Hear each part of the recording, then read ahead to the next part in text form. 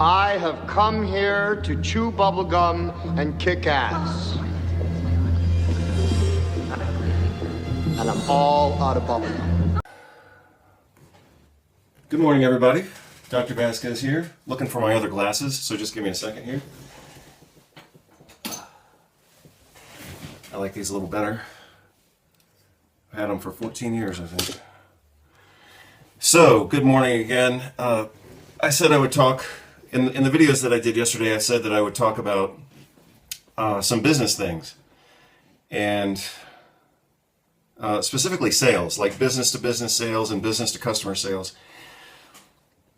And you might reasonably be wondering, what the hell am I talking about this stuff for? When it's not really, I mean, my specialty is obviously, health, medicine, nutrition.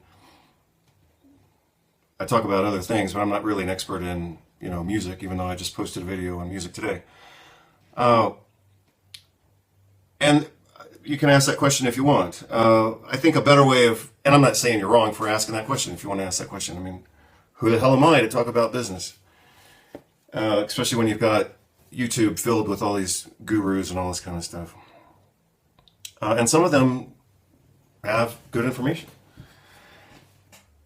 But I think I also have some good information on that topic. So I'm going to check in real quick, as we used to say in the men's groups. I'm feeling really feisty right now, so I'm having to kind of control myself a little bit. I've had really bad tendinitis. I may have mentioned it before, but I had really bad tendinitis for about the past 6 months.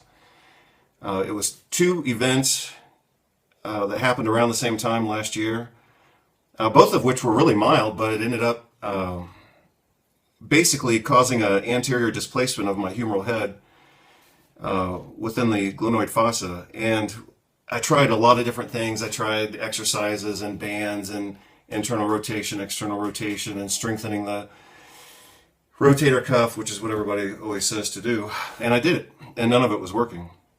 So I realized after none of it was working for so long that it had to be something outside of that box, obviously. And the thing that was outside of that box is a very chiropractic thing that I learned, 25 years ago, something like that. And so I suppose I actually thought about making a video about that whole topic, even though I don't really want to. So I'm going to talk about it right now and kind of get it off my plate. So basically what happened is I started out with a little bit of tendinitis because, as you know, I like to shoot arrows every day. And so when I bought a new bow, even though it was just a little bit stronger than my old bows, it gave me tendinitis. I only used it twice and I could feel it, which was really surprising to me because, like I said, it was only a little bit stronger. So a little bit of tendinitis, and we went to Argentina and Patagonia and Mendoza and all this kind of stuff. And I was obviously carrying a suitcase for the 2.5 weeks that we were there. And that activated my infraspinatus and gave me a really bad cramp, basically. So, like I said, it was two really mild, kind of stupid things. But then it never went away. Like, then slowly but surely, like I had a really bad cramp here that I couldn't get rid of. And then I had a little bit of tendinitis here, and it just kept getting worse and worse. So, I did all these exercises. I was watching videos. I was watching chiros. I was watching PTs. I was watching everybody talk about, biceps tendinitis, which is ultimately what I had. And like I said, I did all the exercises. Sometimes they would work a little bit, but not really the way that I needed them to. So ultimately, of course, what that meant is this was something outside of the typical box. And when things are outside of the typical box, a good place to go is chiropractic. So I reconsidered, some things that I had learned back starting in 1992 when I started chiropractic college.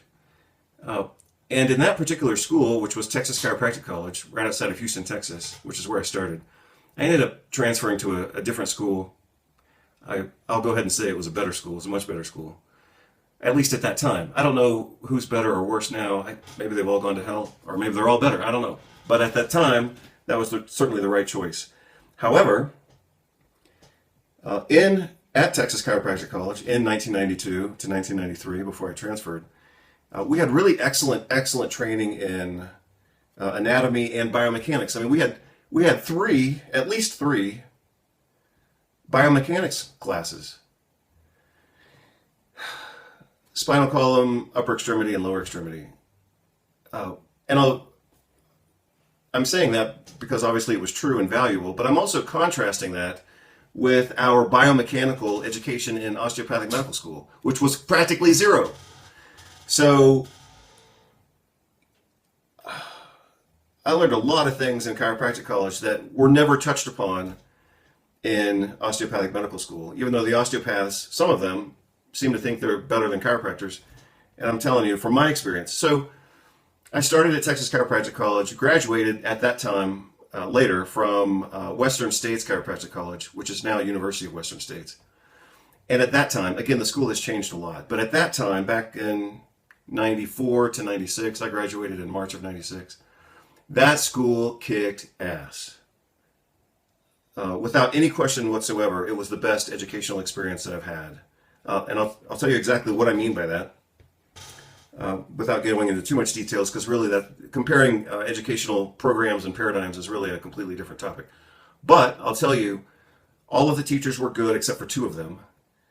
Our physical therapy teacher was really lame, and believe it or not, our clinical nutrition teacher was really lame as well. Our basic nutrition teacher, who was Russell Mars, was awesome, but our clinical nutrition teacher, it's not even worth mentioning his name, he was just a goober.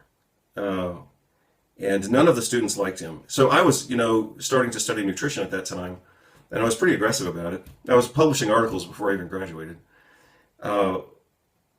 But a lot of our students weren't, obviously, writing articles when they were still students. But even the students who didn't care still thought our nutrition teacher for clinical nutrition was a goober. And he was basically slowing down the entire educational process. Anyway, like I said, that school was excellent, except for those two teachers. And here's part of what I mean by excellence. In addition to having some reasonable academic standards, much better than at Texas Chiropractic College, what I noticed, and what totally shocked me, because I'd never seen anything like this before, was that all the teachers knew each other. They were mostly unionized, and so they had good job stability, and they were somehow miraculously accustomed to working together. And so the teachers all knew each other, and they knew what the other teachers were teaching. So I mean, it was just amazing to me to walk into that school and contrast it with my previous experiences. A lot of schools, most schools, are just totally disconnected. You take a class here, you take a class here, you take a class here. The teachers don't even know each other. And that's these days to be expected for especially undergraduate education these days is really just a series of disconnected classes. But in a graduate program, things could and should be coordinated. And, again, back in the day, this was the 1990s, back at Western States, that school was mostly unionized and very professional, very organized in the coordination of different teachers with other teachers, knowing who's teaching what on what day. And I remember very clearly one day, and it was related to the upper extremity, like our clinical anatomy and rehab teacher knew what was being taught in the upper extremity adjusting courses, and so they could kind of ping pong off of each other, saying, hey, you're going to get this in 2 hours, or hey, I know you got this morning, and now we're going to reinforce it. It was just amazing. So anyway, as I was saying, I was kind of connecting a lot of dots that I've been thinking about lately. But one of the things that we learned in our biomechanics classes in chiropractic college that we never even had in osteopathic college was this whole concept of instantaneous axis of rotation. And that's the concept that I had to go back to fix my shoulder. After 6 months of doing all these stupid, well, they're not stupid, but I did a lot of exercises. None of them worked. I did a lot of stretching. I watched a lot of videos. I'd sometimes get a little bit of relief and then no relief. And when I went back to this chiropractic idea, and it's not purely a chiropractic idea, you can read about this in some of the more advanced physical therapy and anatomy textbooks. They'll talk about this as well. But again, the concept is instantaneous axis of rotation. So for example, here's my shoulder. Like I didn't have any restricted motion. I just had pain. And for that reason, I couldn't shoot archery. And finally now I can shoot archery, and that's what's making me happy and back to my normal, somewhat aggressive self. So the concept of instantaneous axis of rotation is that as a joint is going through its motion, the axis of rotation is constantly changing. You know, if I raise my shoulder like this, it's not like there's a pin or a nail here holding my humeral head in place and it's rotating perfectly around that axis. That's not how real anatomy works. So as I raise my arm like this,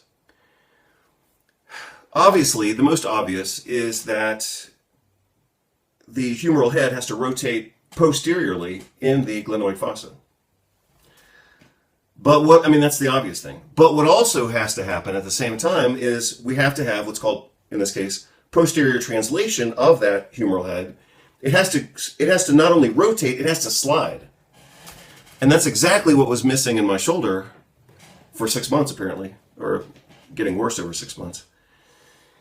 And like I remember one day, again, just showing you how bad it had gotten. Like I couldn't even adjust the shower head, and when I was taking a hot shower or cold shower or whatever, let alone shoot archery. I mean, that was out of the question. And then I remember at that time I tried an exercise that I saw on the internet. I thought it was working. For a while I thought that my biceps tendon was displaced. And so I did spend, some of that 6 months just trying to replace what I thought was a dislocated biceps tendon, but it turned out not to be that. And you could say, well, you're a chiropractor, you should be able to figure that out. And an osteopath, and for that matter, and I taught orthopedics at Bastyr. Yeah, well, I didn't figure it out, so there it is. But part of the reason that I didn't figure it out, in addition to other details, but one of the things that screwed me up in my own diagnosis for a while was that my biceps tendon was so inflamed that it didn't feel like a tendon anymore. It just felt like deltoid fibers. Like it was so inflamed and mushy, I couldn't even really palpate it. So that's my answer. That's why I didn't figure this thing out sooner. So anyway, going back, this is the last time I'll say it. I had really bad biceps tendonitis. My infraspinatus was kind of cramped out and not working, so I had to do a lot of exercise to fix that and get it activated again. But fixing the front part really came down to kind of recalibrating or adjusting that instantaneous axis of rotation. I had flexion, but I didn't have posterior translation. And I also didn't have any help. My wife, as wonderful as she is, she sometimes doesn't want to do, and she's a massage therapist, but she didn't want to work with me. And I told her, towards the end when I was trying to figure this thing out, I said, I just need you to push on this and push it back kind of into place. She didn't want to do it. Finally, she did it and it helped. But before that, I'm looking around for something, obviously. Something that I had here, but I think I put it in a closet. One of the things that really helped me get my shoulder better was I had a rifle strap that I had made out of leather. And I put it around my arm and I hooked it to a stairway that we have outside. And basically, I think you can imagine pretty easily, I've got this leather gun strap here, and I would kind of rock or lunge forward a little bit, and that would, of course, pull my arm backwards, posteriorly. And I did it one day, felt a little better, did it again, kept feeling better, and then I knew I was on the right track, that I needed more posterior translation. And then, after I was gaining some momentum, I laid on the floor and had my wife just push this posteriorly. And I would try to limit it to about 15. This was more like mobilization, more so than manipulation, because she may be strong enough to do some manipulation, but she didn't do that. So instead of getting like 1 or 2 really good manipulations, I got like 15 reasonably firm mobilizations, and that helped. And then 3 days later, I didn't have any pain anymore. A little bit of residual inflammation, but like yesterday and this morning, I was out shooting arrows with no pain at all. So I think I'm back to normal. Plus, I'm doing a lot of cardio on an elliptical runner, which means I'm doing arms back and forth like that, and pain-free. So I'd say I'm 99, 98% back to normal, just a little bit. And I'm still careful with it because I don't want to flare it up. But anyway, that's how I fixed my shoulder, and I wanted to tell that story. I'm sure it's way too long for some of you, but for those of you who work with musculoskeletal medicine, you know, sometimes we forget things, and sometimes we have to be reminded of things. Like in all the videos that I watched, for example, on shoulder rehabilitation and biceps tendonitis and slap tears and rotator cuff tears, nobody ever talks about instantaneous axis of rotation. So that's why I'm talking about it now, because that was my fix. Like I said, started out with archery and then cramped out my infraspinatus, carrying luggage for 2.5 weeks in Patagonia, Argentina. And then it just never got better. I never could get out of that cycle. And so now I'm out of that cycle and I feel better, much better than I even felt yesterday. And so that's why I'm kind of amped up right now. So I had said that I would talk about sales. And you can take my advice or not. And I hope that you do take it, and I hope that you mix it with somebody else's advice. I'm not saying I'm like Mr. Sales Guru just because I know a few things. But apparently I know more than the salesman I'm working with. And so this is why I'm talking about this, because this guy has been pissing me off now for about 3 weeks.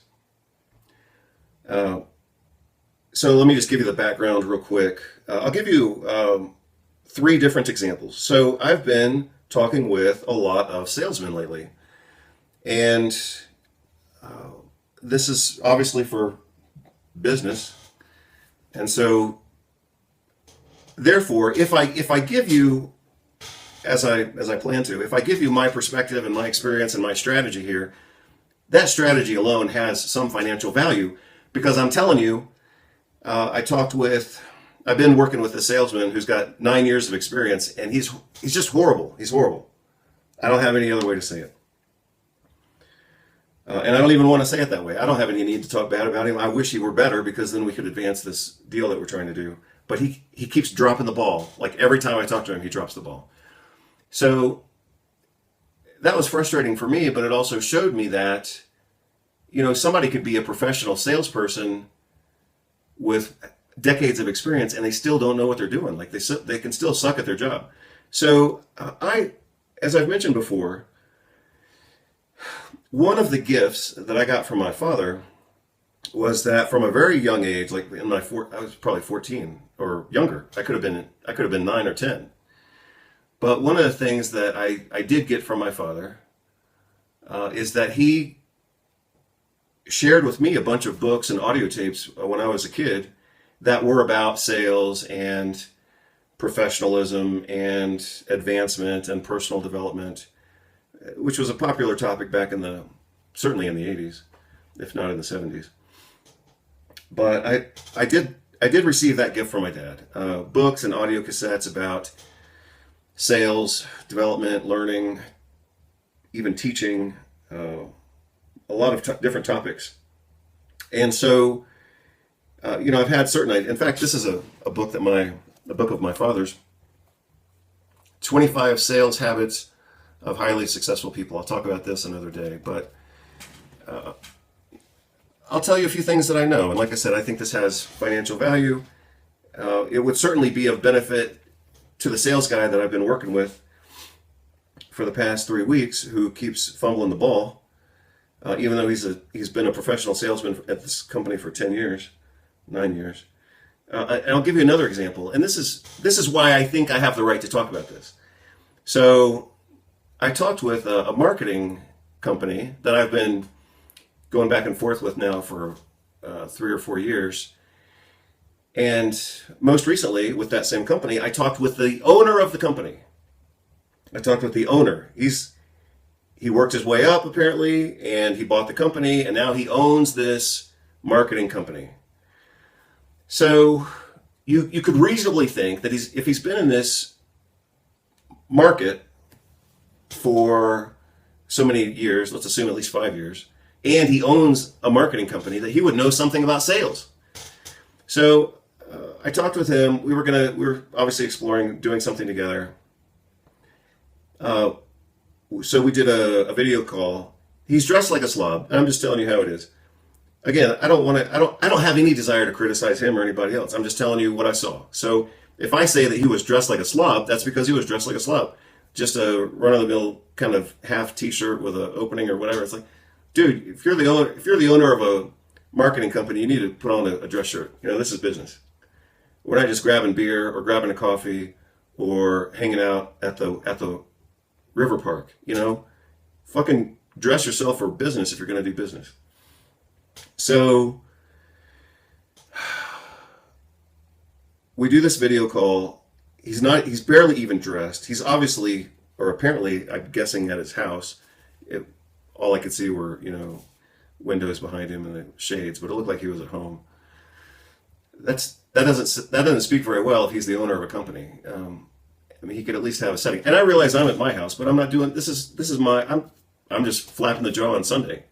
If I were, you know, interviewing for a job, yeah, I'd be dressed for it, you know, and I would sit up straight and all that kind of good stuff. So anyway, I noticed this guy's not dressed and he's in a casual atmosphere. I can't criticize him for that too much. He could have been traveling or whatever, but it wasn't sharp. And he's got no presentation to actually show me what his process is.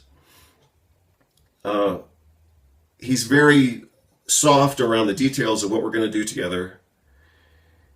And then he said, well, I'll follow up with you and I'll send you the contract and all this. He never sent the contract. And I don't really care, because by then I wasn't going to work with him anyway.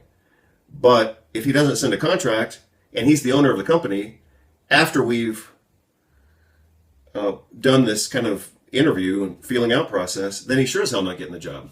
So let me contrast him with another marketing company who I talked with. The guy's professional. He's on the ball. He's got a presentation. He sent me his own presentation. He sent me the contract. We may have done a NDA, non-disclosure agreement as well. I mean, this guy was on the ball and he got the job. He charged me, and I happily paid 26 times more. I paid his company 26 times more because the guy was on the ball. And he's continued to be on the ball. So I signed on with him. He introduced me to his two kind of second and third in command, I presume, something like that. And those guys are bulletproof. So I paid 26 times more money because this guy knows how to put together a presentation and close the sale. That's another thing that I learned from all those books when I was younger, is that you can't just, a person in sales can't just make a sales contact or a sales call or a sales meeting. You got to close the sale. You got to be convincing. You got to put ink on paper and show me the bank transfer, that kind of thing. So it's just amazing to work with a guy who's been in the business. Now he owns a marketing company and he doesn't even know about marketing. He doesn't know how to close the sale, and he doesn't know how to go through certain steps that I'm about to show you, which are considered, you know, pretty standard sequence of events in getting to close the sale, right? So, as I've said before, in other contexts, and I'm not saying this applies to every single aspect of life, like if you want to be creative and do poetry and you know, other aspects of life don't have to have a structure to them. But certain aspects of life really benefit from having a structure. And sales is one of them. So, and it's a sequence. So for example, we're going to look at this book real quick. 25 Sales Habits of Highly Successful People. Stefan Schiffman, America's #1 corporate sales trainer back in whatever time this thing was written. And my dad even highlighted the parts that he likes. So,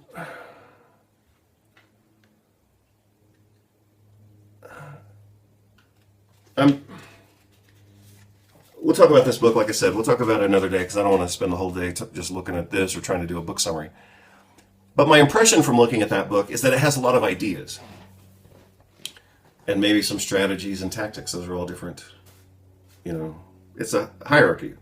Vision, goals, strategies, and then tactics. Maybe there's another step in there somewhere.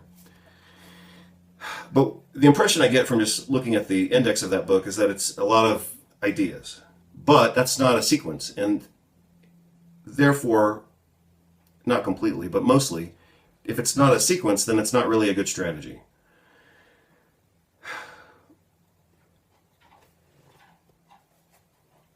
Hold on, I'm hearing noise outside. So it's either birds or people. So I'm going to look at my video cameras real quick.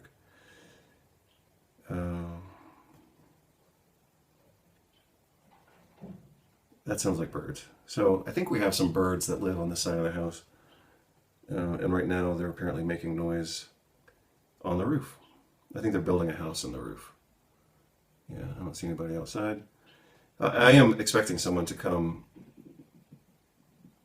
So that's why I'm a little more vigilant than usual. And that's why I've got my phone here, so I can see when this guy shows up.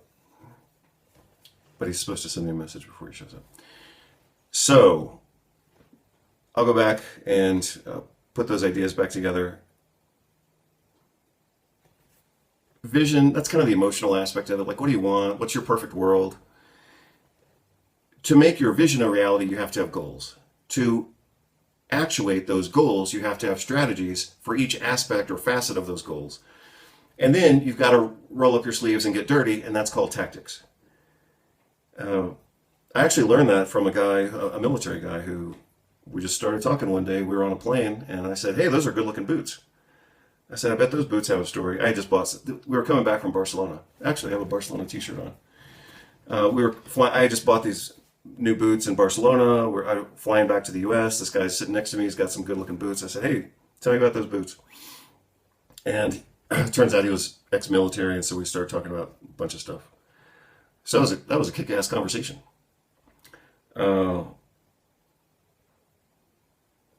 But anyway, he's the one who taught me that.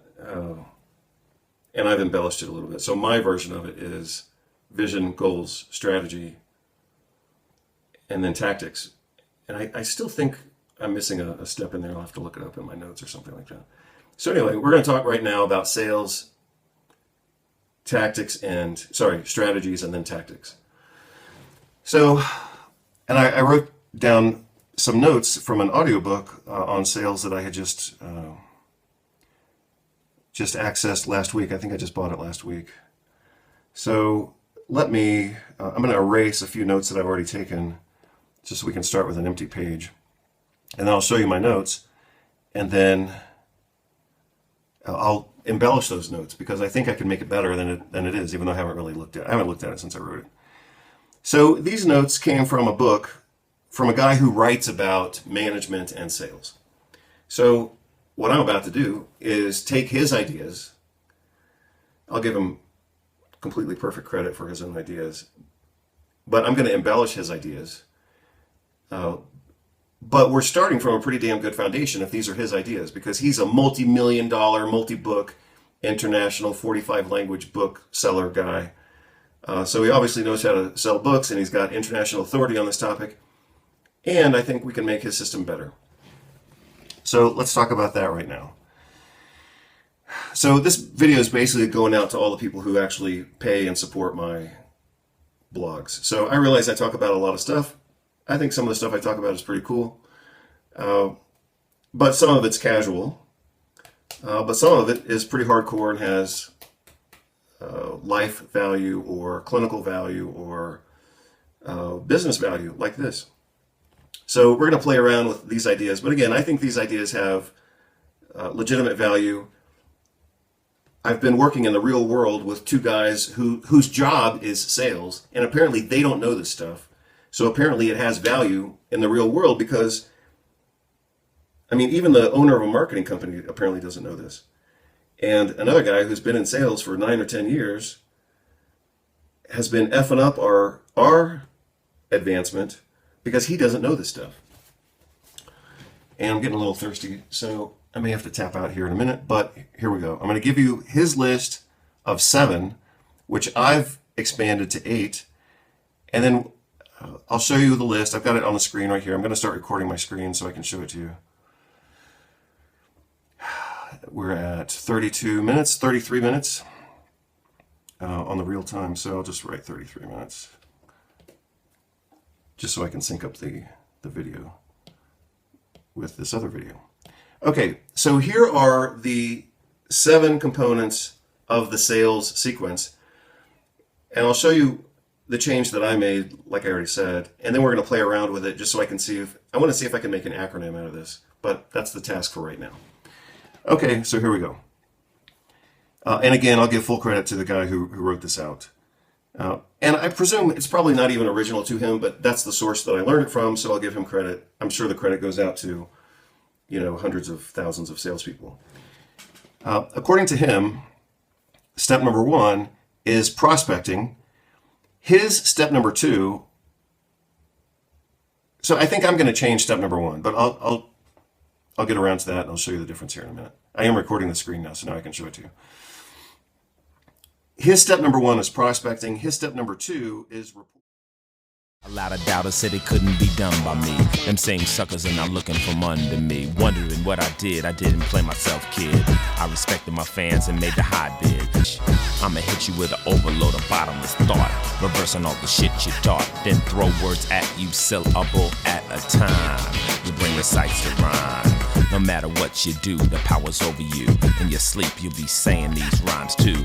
Cause the brain has the power to control all. Think positive, you'll be unable to fall. And trust. His step number 3 would be identifying needs. 4 would be presenting the solution persuasively.